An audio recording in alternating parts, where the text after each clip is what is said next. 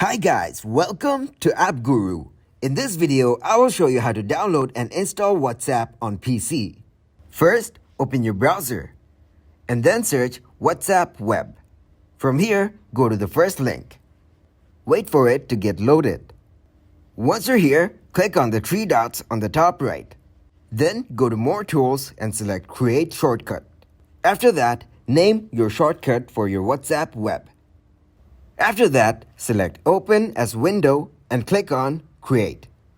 And as you can see, WhatsApp Web has been opened on your computer. Now, if you go back to your desktop, you will get to see your WhatsApp shortcut. Just click on it to open. Wait for it to get loaded up. Note that you will need to be connected to your Wi-Fi or internet in order to access WhatsApp.